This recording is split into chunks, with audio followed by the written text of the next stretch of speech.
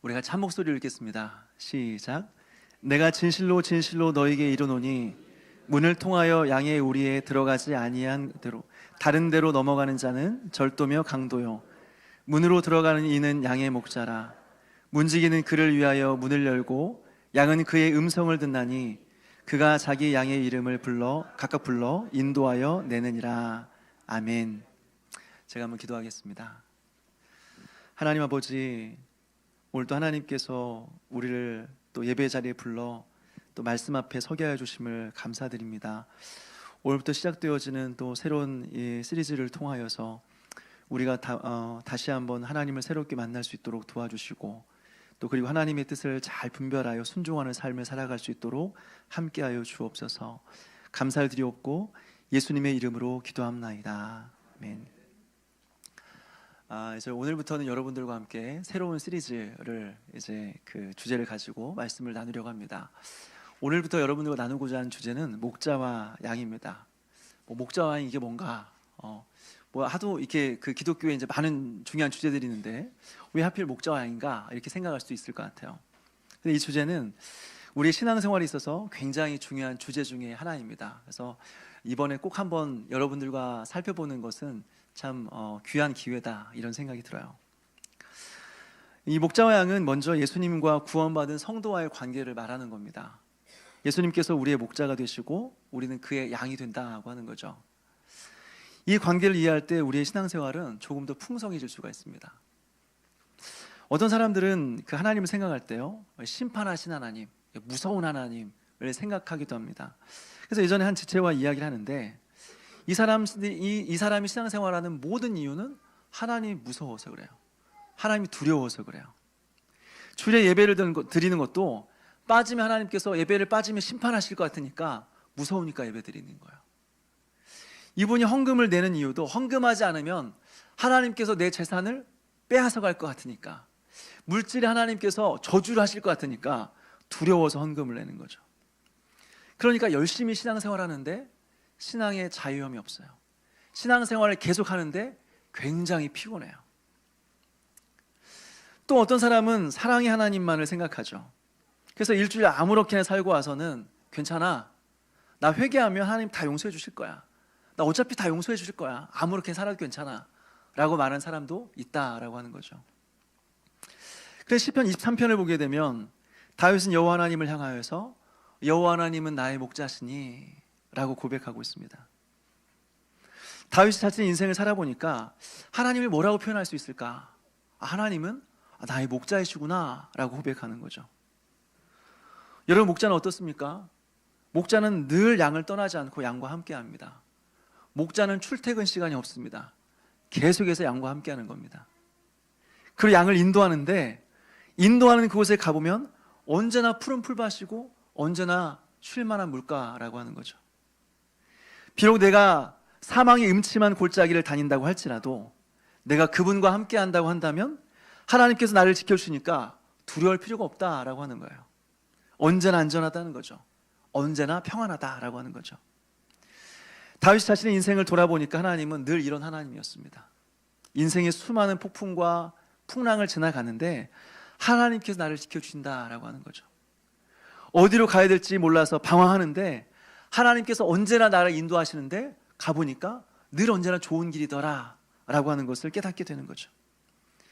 여러분, 이 사람에게 어떤 고백이 있습니까? 지금까지 나를 인도하신 하나님께서 앞으로의 나의 삶을 인도하실 것이다. 지금까지 나를 여기까지 인도하신 그 하나님께서 앞으로의 인생도 나의 목자가 되어주셔서 나를 인도하실 것이다 라는 고백. 그러니 나는 평안하다 라고 하는 이 고백을 하게 되는 거죠. 여러분, 오늘 우리 예수님이 그렇다고 하는 것입니다. 예수님께서 우리의 인생의 목자가 되어주셔서 언제나 우리의 삶을 인도하십니다. 그냥 인도하시는 것이 아니라 선하게 인도하십니다. 그러니 뭐가 걱정이에요? 뭐가 두려워요? 이것이 바로 예수님이 우리의 목자이심을 믿는 자들이 누리는 은혜다라고 하는 겁니다. 두 번째로 목자와 양은요, 목회자와 성도와의 관계를 말하는 겁니다. 요한복음 21장을 보니까 예수님은 자신의 양떼들을 가리켜서 양떼들을 이제 자신의 제자들에게 맡기는 거죠. 그래서 그때부터 목자와 양의 관계가 이제 목회자와 성도와의 관계가 되는 겁니다. 물론 진정한 목자는 여전히 우리 주 예수 그리스도이십니다. 예수님만이 우리의 진정한 목자이십니다. 그런데 예수님께서는 인간 목회자들에게 자신의 양떼들을 잠깐 동안 맡겨주셨다라고 하는 거죠. 이것을 아는 것이 왜 중요할까요? 왜 중요할까요? 대부분 교회 문제는요, 목회자와 성도들과의 관계의 문제입니다. 결국에는 목회자와 성도와의 문제입니다. 이전에 교회에 있었을 때요, 제가 새 가족들이 오면 꼭 질문하는 게 있습니다. 어떻게 이 교회에 오시게 됐어요? 이 교회에 왜 등록하시게 됐어요? 질문합니다. 이제 새 가족들은 이제 이제 여러 가지 이유가 있겠지만, 대부분 이제 기존 신자들 같은 경우는 교회를 옮긴 이유가 있을 거예요. 그래서 왜 교회를 옮기셨습니까? 제가 질문합니다. 그럼 거의 대부분 대답은 뭔지 아십니까? 목회자 때문이래요. 거의 대부분 다 목회자 때문이래요. 말씀의 은혜가 없습니다. 목회자에게 상처를 받았습니다. 목회자가 돈을 너무 많이 밝힙니다. 교회가 세습을 합니다. 대부분 다 목회자 문제예요. 그래서 교회를 옮기려고 하면 목회자가 뭐라고 말해요? 당신 교회 옮기면 하나님께 저주받을 거야. 내가 그렇게 기도할 거야. 그렇게 말하는 겁니다. 그러니까 어떻게 해요? 무서워서 교회를 옮기질 못하는 거예요. 그러다 도저히 참지 못하니까, 너무 힘드니까, 견딜 수가 없어서 이제 죄책감을 가지고 교회를 옮기게 됩니다. 이런 웃지 못할 일이 지금도 일어나고 있다고 하는 거예요. 물론 여러분, 교회를 옮기는 문제는요, 굉장히 신중해야 됩니다. 굉장히 신중해야 돼요.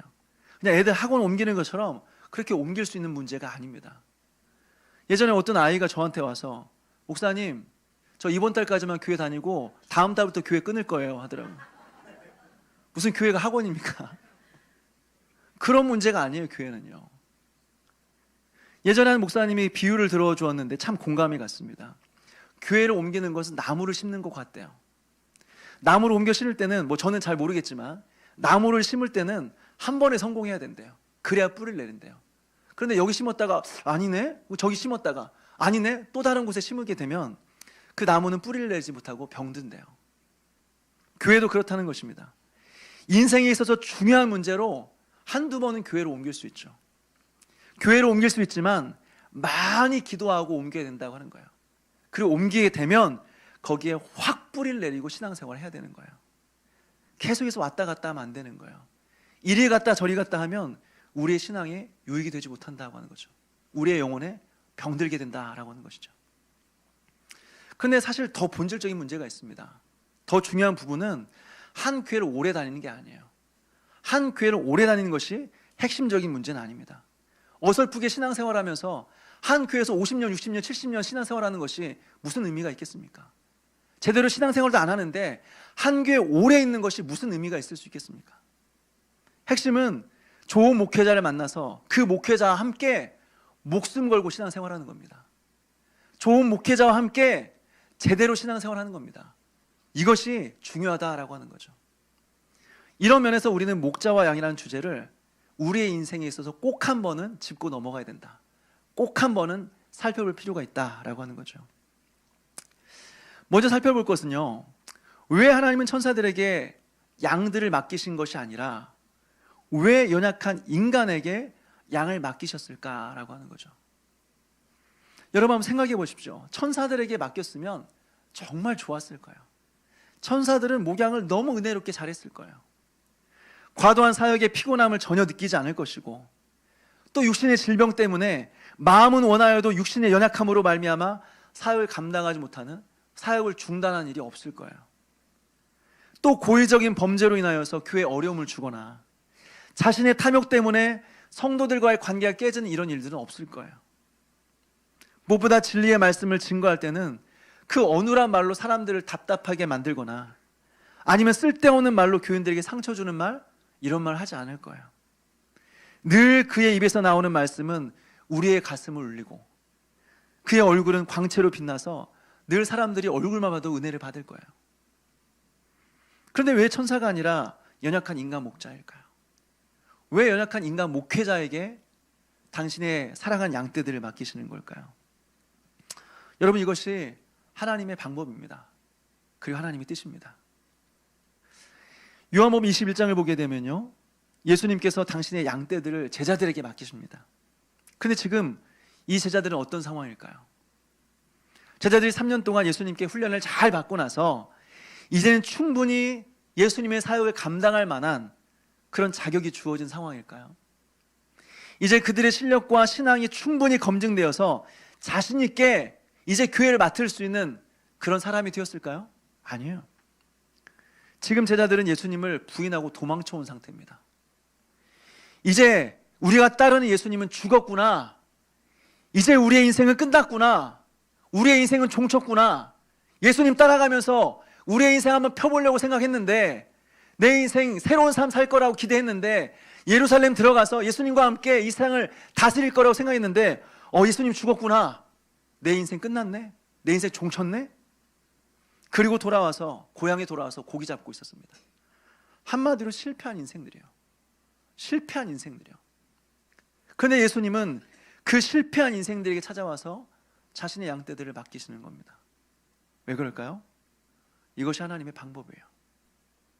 연약한 자를 세우셔서 자신의 양떼를 맡김으로 말미암아 양떼들이 인간 목자를 의지하는 것이 아니라 그를 붙드시는 하나님을 의지하도록, 인간 목자를 붙드시는 하나님을 의지하도록 하기 위하심이라고 하는 거죠. 이것이 하나님의 뜻이라고 하는 겁니다. 사랑하는 여러분, 목회자는요 하나님이 아닙니다. 목회자는 여러분들과 똑같은 인간이에요. 똑같은 예수님의 양이에요. 그래서 완벽하지 않아요. 실수할 수 있어요. 그러니 사람을 의지하지 말고 그가 전하는 하나님의 말씀을 붙드시는 여러분 되시기를 주님의 이름으로 축원합니다. 무엇보다 목회자들을 위해서 많이 기도해 주셔야 돼요. 많이 기도해 주셔야 돼요. 하나님, 저 목회자를 붙들어 주십시오. 저 목회자를 불쌍히 여겨 주십시오. 저 목회자가 타락하지 않게 해주십시오. 저 목회자가 날마다 깨어있게 해주십시오. 진리의 말씀을 잘 분별해서 하나님의 말씀 똑바로 전하게 해주십시오. 여러분, 기도한 여러분 되시기를 주님의 이름으로 축원합니다. 그래서 또 한 가지 살펴보고 싶은 것은요, 이렇게 하나님께서 목회자를 세워주셨는데 잘못된 관계 정립으로 인해서 문제가 생기는 경우가 있다라고 하는 거죠. 목회자와 성도와의 잘못된 관계 설정 때문에 문제가 생기는 경우가 있다는 거예요. 그게 두 가지인데, 첫 번째는 목회자의 목양을 그냥 거부하는 겁니다. 목회자의 목양을 거부해요. 어떤 사람들은 교회 등록할 때 조건을 답니다. 내가 이 교회 나와줄 테니까, 내가 이 교회 등록해 줄 테니까 나에게 절대로 연락하지 마십시오. 우리 집 찾아오지 마십시오. 나에 대해서 알려고 하지 말고, 질문도 하지 말고, 나 그냥 내버려 두십시오. 이게 등록 조건이. 등록해 줄 테니까 나 건들지 말라는 거예요. 이런 사람들은 대부분요 큰 교회로 가죠. 대형 교회로 갑니다. 왜요? 간섭받고 싶지 않아요. 조용히 신앙생활하고 싶어요. 있는 듯 없는 듯 신앙생활하고 싶은 겁니다. 많은 사람들이 착각하는 것 중에 하나가 뭔지 아십니까? 목회자 없어도 충분히 혼자 신앙생활을 잘 할 수 있다 생각하는 거예요. 심지어는 어떤 사람들은요, 우리의 신앙의 목표는 누구도 의지하지 않고 홀로 서는 것이다, 이렇게 말하는 사람들도 있죠. 굉장히 좋은 말 같은데 틀렸어요. 교회 안에서 하는 말들 중에서 참 일리가 있고 좋은 말 같은데 전혀 성경적이지 않은 말들이 굉장히 많아요. 그 중에 하나가 이거예요. 우리는 아무도 의지 않고 홀로 서야 된다. 좋은 말 같은데, 맞는 말 같은데 성경에서 그런 말 한 적이 없어요. 성경은 어디에서도 홀로 서기를 말하고 있지 않습니다. 누구도 의지하지 않고 너만 믿고 신앙생활해라. 강하게 되어서, 수준 높게 되어서 너만 바라보고 신앙생활해라 말한 적이 없어요. 너 혼자서도 얼마든지 신앙생활 가능하다 말하지 않아요. 하나님은 언제나 사람을 세우시고 그 사람을 통해서 일하시는 겁니다. 이것이 하나님이 일하시는 방식이에요. 그리고 그 방식은 한 번도 바뀐 적이 없어요. 하나님은 언제나 구원받은 사람들을 교회로 부르십니다. 그리고 목회자를 통해서 모양을 받게 하시는 겁니다. 이것이 하나님 정하신 방식이에요. 오늘날 가난한 성도들이 너무나 많아요. 가난한 성도들이 누굽니까? 안 나가는 성도들이에요. 본인은 예수님을 믿는다고 하는데 교회 안 나가요. 이게 가난한 성도들이에요. 최근에 통계를 보니까 226만 명이래요. 가난한 성도들이 226만 명. 전체 기독교 인구 중에서, 우리나라 기독교 전체 인구 중에서 30%예요. 3분의 1이 본인은 신앙이 있다고 하는데, 본인은 믿음이 있다고 하는데 교회를 안 나가요. 교회에 속하지 않아요. 목양을 받으며 신앙생활하지 않아요. 여러분, 이것은 정상적인 신앙생활이 아닙니다. 절대로 건강한 신앙생활이 아닙니다. 무엇보다 이들의 믿음이 진짜인지 어느 누구도 증명해 줄 수 없습니다. 나는 믿음이 있지만 교회 안 나가, 나는 예수님 믿지만 신앙생활, 그 교회에서 신앙생활 안 해, 그 믿음이 진짜인지를 어느 누구도 증명해 줄 수 없다라고 하는 겁니다. 교회로 돌아와야 돼요. 그리고 목양 안으로 들어오셔야 돼요. 또 한 가지는 반대의 경우가 있는데요, 교주를 따르듯이 목회자를 따른다라고 하는 겁니다. 목회자를 교주 따르듯이 따른다고 하는 거죠. 어떤 사람들은 문제가 생길 때마다 목회자에게 전화를 걸어서 목회자를 찾아옵니다. 우리 교회 그런 분은 없습니다. 그런데 어떤 분들은 문제가 생기면 스스로 해결하는 게 아니라, 기도하는 게 아니라, 문제가 생기면 무조건 목회자를 찾아오는 거예요. 그리고 목회자로 인해서 문제를 해결하려고 하는 거죠. 물론 문제가 있으면 목회자와 함께 하는 게 맞죠. 함께 기도하는 것은 참 좋은 일입니다. 아름다운 일입니다. 그 문제는 뭐라고 생각하냐면, 이 사람들은요, 내가 기도하면 하나님께서 안 들어주실 거야, 그런데 목사님이 기도해 주시면 하나님께서 응답해 주실 거야 라고 생각하는 거죠. 다시 말해서 목사님은 우리보다 더 하나님께 가까이 있는 분이다. 하늘과 땅 사이 어디 중간에 있는 분이다. 천사와 맞먹는, 천사와 동급에 있는 분이다. 이렇게 믿는 거죠. 그러니까 예전에 말씀드렸던 것처럼 어릴 때 저희 집에서 차를 샀어요. 처음으로 차를 샀습니다. 근데 아버지가 차를 안 태워줘요. 안 된대요. 저녁까지 기다려야 된대요. 밤이 됐습니다. 밤늦게 담임 목사님 오셔서 그 차의 본네트에 손을 얹고 기도를 해주셨어요. 그러한 차를 탔습니다. 왜요? 목사님이 기도해 주셔야 차가 사고 안 난다는 거예요. 우리가 기도하면 차 사고 난다는 거예요. 근데 목사님이 기도해 주시면 차 사고 안 난다는 거예요. 여러분, 목사도 여러분과 똑같은 사람입니다. 똑같은 예수님의 양이에요, 양. 다만 말씀을 전하는 역할을 맡았습니다. 원래는 저도 거기 앉아서 설교를 들어야 되는데 그냥 말씀을 전하는 역할을 맡았을 뿐이에요. 그 외에는 똑같이 그냥 예수님의 양이에요. 오늘 본문으로 들어가서 목자와 양에 대한 예수님의 가르침이 이제 나오게 되는데요, 목자와 양에 대한 첫 번째 가르침이 무엇이냐면 거짓 목자에 대한 가르침입니다. 목자와 양에 대한 가르침을 가르치는데 예수님이 첫 번째 말씀하시는 것은 거짓 목자에 대한 가르침이라고 하는 거예요. 우리 1절 말씀을 같이 한번 읽어보겠습니다. 1절 시작.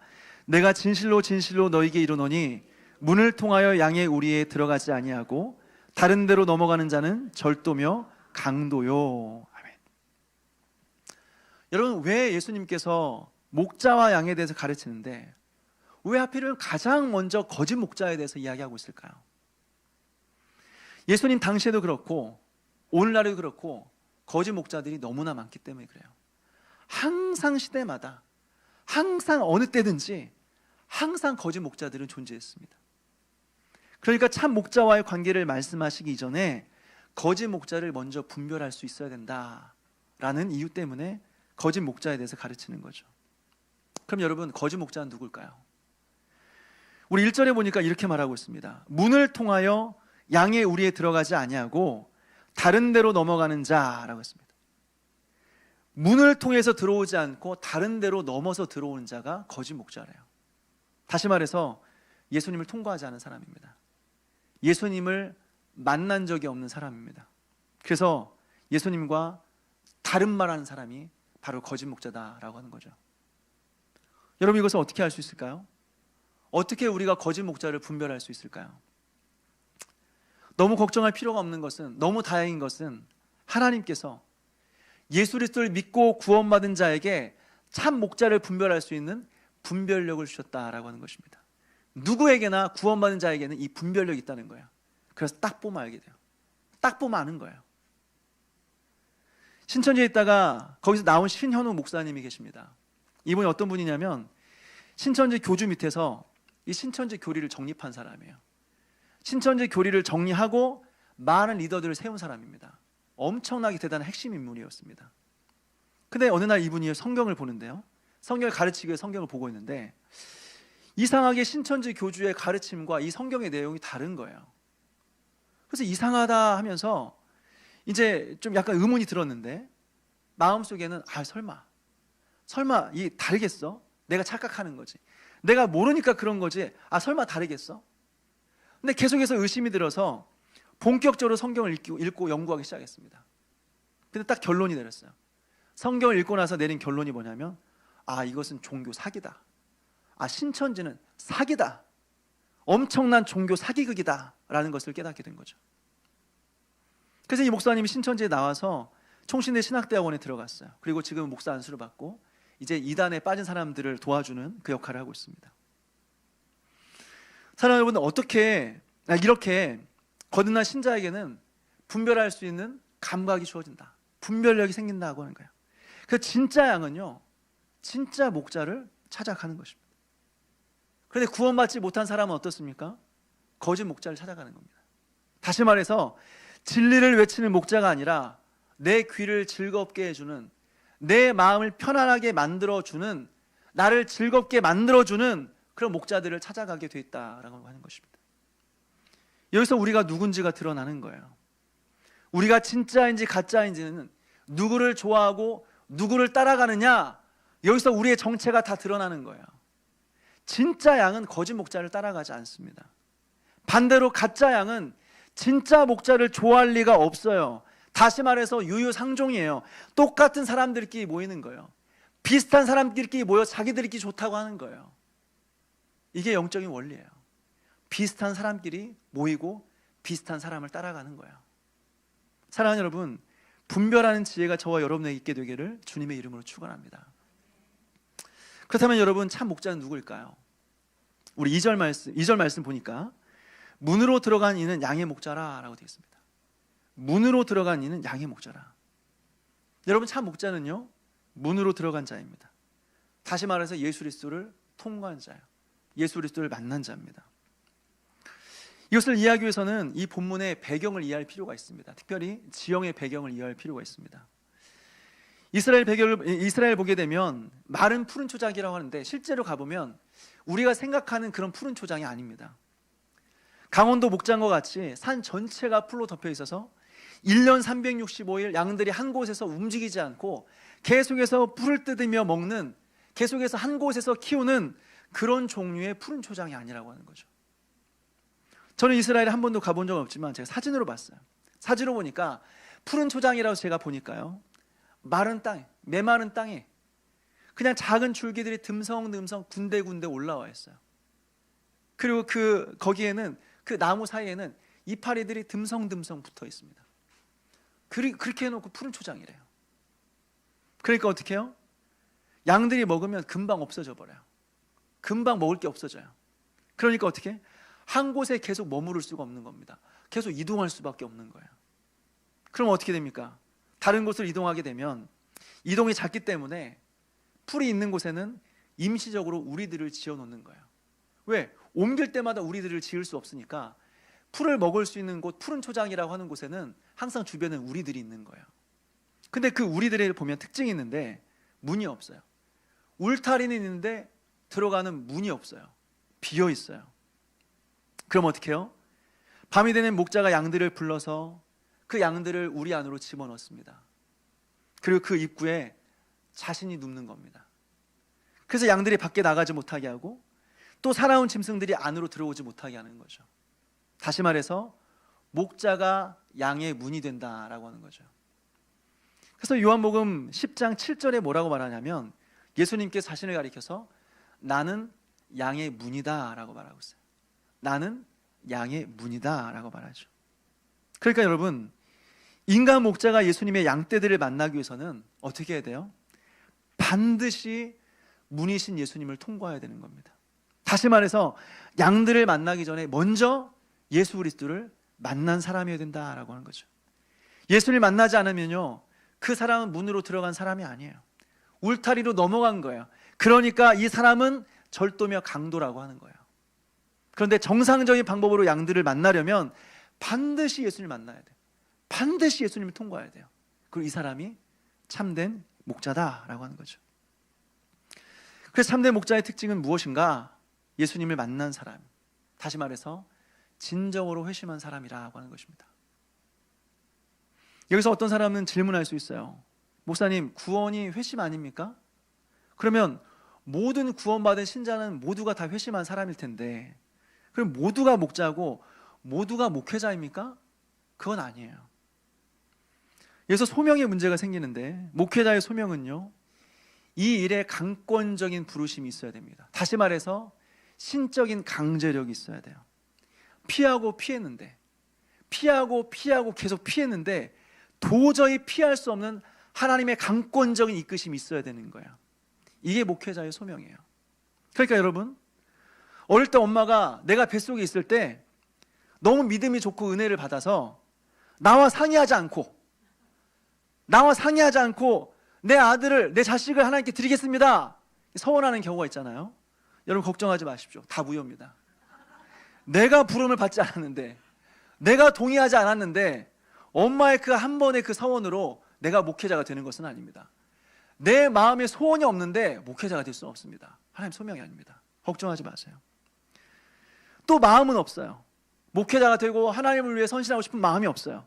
그런데 마음속에 그런 마음이 생기는 거죠. 혹시 하나님께 나를 목회자로 부르면 어떡하지? 혹시 하나 나를 불러서 선교자로 보내면 어떡하지? 그 불길한 마음으로 사시는 분들이요, 걱정하지 마십시오. 마음에 강력한 소원이 일어나지 않으면, 피하고 피했는데 피할 수 없는 하나님의 강권적인 부르심 앞에 사모하는 마음과 소원하는 마음이 없다면 부르심이 아닌 겁니다. 소명이 아니에요. 그러니 여러분, 오늘부터 편하게 지내시면 됩니다. 걱정하지 마십시오. 두 번째로 참 목자의 특징은요, 그 예수님의 마음을 전수받은 사람입니다. 생각해 보십시오. 양의 문을 통과할 때요, 그 밤중에 문이 되어서 바닥에 누워있는 목자를 한번 생각해 보십시오. 그는 양들을 지키기 위해서 집에 들어가서 편안한 잠자리 잘 수 있는데 집에 들어가 자지 않습니다. 바닥에 누워서 자고 있는 거예요. 사나운 짐승이 자신을 지나서 우리 안으로 들어가지 못하도록 깊은 잠을 자지 못하면서 그 앞에 쪼그려 있는 거예요. 그러니까 어떻게 해요? 참 목자는 그 문을 지나면서 문이 되신 그 예수님을 보게 되는 거죠. 그러면서 양들을 향한 예수님의 마음을 알게 되는 거죠. 그래서 그 마음으로 양들을 사랑하게 된다고 하는 것입니다. 우리 교회는 얼마 전에 청빙 과정을 거쳤습니다. 하나님께서 은혜를 주셔서 선하게 인도해 주셨다라고 저는 그렇게 생각합니다. 그런데 오늘날 교역자를 청빙하는, 담임 목사를 청빙하는 이 과정을 보게 되면요, 참 가관입니다. 청빙하는 과정이 참 가관이에요. 여기저기서 이야기를 들어보게 되면 목회자를 뽑는 건지 기업의 CEO를 뽑는 건지 구분이 안 될 정도예요. 담임 목사를 뽑을 때 조건을 달아요. 그 중에 하나가 뭐냐면 몇 년 안에 성도들 몇 명을 만드는 거예요. 그리고 그 숫자를 채우지 못하면 나가야 되는 거예요. 저와 아주 가까운 분도요, 제 그 선배 목회자이신데 그분도 700명 정도 모이는 교회에 청빙을 받아 갔어요. 그런데 원하는 숫자를 만들지 못했어요. 7년 만에 사표를 내고 나오게 되었다고 하는 거죠. 또 어떤 교회는 들어보니까요, 이 교회는 빚이 너무 많아요. 그 교회가 감당할 수 없는 빚을 지고 있어요. 교회 건축하느라 엄청나게 많은 빚을 졌어요. 그러니까 이 빚을 갚을 수 있는 사람이라면 우리 담임 목사가 될 수 있다. 다시 말해서 헌금을 잘 끌어모을 수 있는 사람을 뽑는 겁니다. 여러분, 왜 그럴까요? 왜 이런 일들이 일어나는 걸까요? 교회가 무엇인지를 모르는 거예요. 교회가 뭔지를 모르는 거예요. 목자와 양의 관계가 어떠해야 되는지를 생각해 본 적이 없는 거예요. 한 번도 배워본 적이 없는 거예요. 그러니까 이런 말도 안 되는 일들이 교회 안에서 일어나고 있다고 하는 것이죠. 오늘 마지막으로 살펴보고 싶은 것은요, 목자와 양의 관계의 기초입니다. 목양의 기초예요. 다시 말해서 목양의 관계가 어떻게 맺어지게 되느냐, 그리고 목양의 관계가 어떤 모습으로 이루어져야 되느냐라고 하는 거죠. 여러분, 목회자와 성도와의 관계는 어떤 모습이어야 된다라고 생각하십니까? 어떤 사람들은 목회자와 진정한 목양 관계가 되기 위해서는 최소한 한 번 이상 같이 밥 먹어야 된다. 같이 먹는 거 말고 따로 개인적으로 밥 먹어야 된다. 그래야 목양관계다 라고 말하시는 분이 있어요. 또 어떤 사람은 언제든지 전화해서 편하게 통화할 수 있는 그런 관계, 그런 관계면 목양관계다 라고 말씀하시는 분이 계세요. 또 어떤 사람은요, 우리 집에 숟가락 몇 개, 젓가락 몇 개 이걸 파악하고 있어야, 목사님이 파악하고 있어야 진정한 목양관계다 라고 말씀하시는 분이 있어요. 또 어떤 사람들은 목회자와 함께 목욕탕을 같이 가야, 서로 등을 밀어줘야 그래야 진정한 목양관계다 라고 말씀하시는 분도 있어요. 이런 사람들에게는 규모가 있는 교회는 교회가 아니에요. 대형 교회는 교회도 아닙니다. 왜요? 왜냐하면 큰 교회 목사님들과는 이런 관계를 맺을 수 없기 때문이죠. 꿈꿀 수도 없기 때문에 그렇습니다. 10년, 20년 교회를 다녀도 한 번도 만날 일이 없습니다. 가능성이 없습니다. 그렇다면 여러분, 오늘 성경은 이것에 대해서 뭐라고 말해주고 있을까요? 목양의 관계에 대해서 뭐라고 말해주고 있을까요? 우리 3절 같이 한번 읽어보겠습니다. 3절입니다. 시작. 문지기는 그를 위하여 문을 열고 양은 그의 음성을 듣나니 그가 자기 양의 이름을 각각 불러 인도하여 내느니라. 그래서 우리가 주목해보고자 하는 부분은 무엇이냐면, 양은 그의 음성을 듣나니, 양은 그의 음성을 듣나니 라고 했습니다. 사랑하는 여러분, 진짜 목양의 관계는요, 목자는 말을 하고 양은 그 음성을 듣는 겁니다. 이게 목양의 관계입니다. 그런데 목회자는 하나님의 말씀을 전하지 않아요. 맨 무슨 농담이나 하고 세상 이야기나 하고 하나님의 말씀을 이야기하지 않아요. 그리고 양은 목회자의 음성을 들으려고 하지 않아요. 그러면 목양의 관계는 성립이 되지 않습니다. 아무리 오랫동안 함께 있어도 목양의 관계는 아닌 겁니다.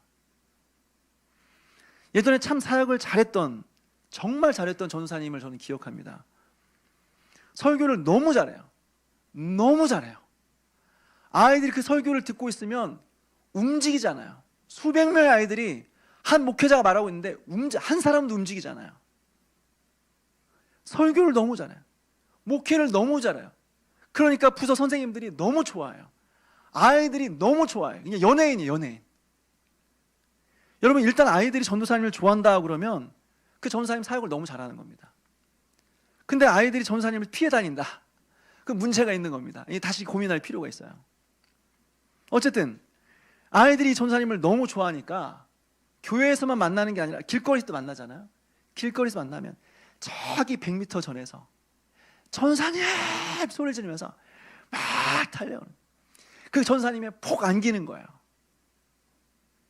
그리고 나서는 나 전사님이랑 이렇게 전사님 안아줬다, 동네방네 막 소문내고 다니고, 엄마한테 자랑하고 친구한테 자랑하고. 한 번은 또 한 아이가 이 길거리에서 전사님을 본 거죠.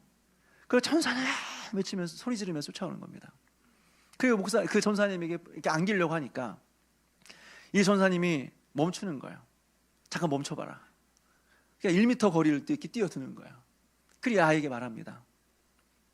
얘야, 네가 하나님 만나지 않으면 너와 나는 친해질 수 없어 라고 하는 거죠. 네가 예배를 잘 드리고 예배 속에 하나님 만나지 않으면 너와 나는 친해질 수 없어 하면서 딱 거리를 두는 거죠. 여러분, 이 아이가 얼마나 무안하겠습니까? 그냥 안아주면 되지. 얼마나 애가 당황스러웠겠어요. 그런데 여러분, 아쉽긴 하지만 사실이 그렇습니다. 사실이 그렇습니다. 만나서 이야기해보면 목회자가 전하는 메시지는 아무 관심이 없어요.